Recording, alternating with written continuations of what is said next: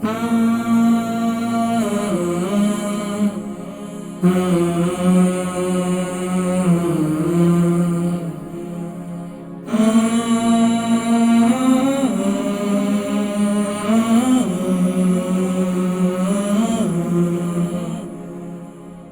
الله الرحمن الرحيم اللهم صل على سيدنا محمد وعلى آل سيدنا محمد وبارك وسلم وصل عليه. الحمد لله وسلام على عباده الذين اصطفى.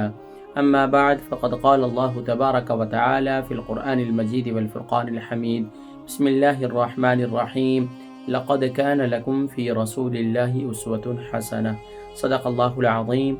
محترم و محتشم ناظرین و سامعین، السلام علیکم ورحمۃ اللہ وبرکاتہ۔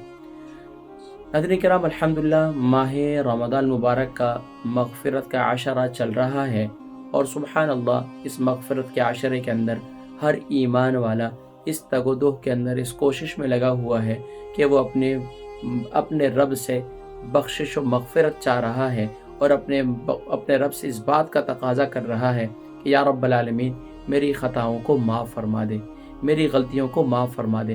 ناظرین کرام، حضور اکرم صلی اللہ علیہ وآلہ وسلم کا قول، فعل، عمل ہمارے لیے بہترین اگزامپل ہے، ہمارے لیے بہترین رول ماڈل ہے آقا علیہ الصلوۃ والسلام کی ذات۔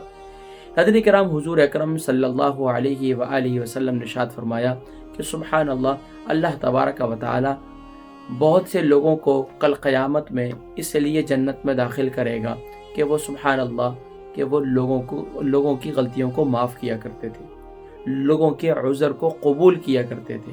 یہاں تک کہ پیارے کریم آقا علیہ الصلوۃ والسلام نے ارشاد فرمایا، اگر کوئی مسلمان تم سے عذر کرے، یعنی کہ اپنی غلطی کو تسلیم کرے اور تم سے معافی چاہے، تم اسے معاف کر دو، اگرچہ وہ جھوٹی تم سے معافی ہی مانگ رہا ہے۔ بس اوقات ہوتا ہے ایسے کہ وہ لوگ جھوٹی معافی مانگتے ہیں، فرمایا کہ پھر بھی تم اسے معاف کر دو، کیونکہ اگر تم یہ عمل اگر نہیں کرو گے تو پیارے کریم آقا علیہ الصلوۃ والسلام نے ارشاد فرمایا کل حوض کوثر پر میرے پاس نہ آنا، صلی اللہ علیہ وسلم۔ گویا کہ اگر کوئی مسلمان ہم جب ایک دوسرے سے غلطی کرتے ہیں، لوگ بعض کے اندر اللہ نے ایسی طاقت، ایسا جذبہ، ایسا حلم عطا فرمایا ہوتا ہے کہ وہ معافی مانگنے میں جلدی کرتے ہیں، تو بہت اچھی بات ہے۔ اگر کوئی معافی مانگتا ہے تو آپ اسے معاف کر دیں، اور یہ عمل اللہ کو بہت پسند ہے، اور ہم بھی اپنے رب سے یہی چاہ رہے ہیں۔ اللہ تبارک و تعالی ہماری خطاؤں کو بھی معاف فرمائے اور ہمیں ایک دوسرے کو معاف کرنے کی توفیق نصیب فرمائے۔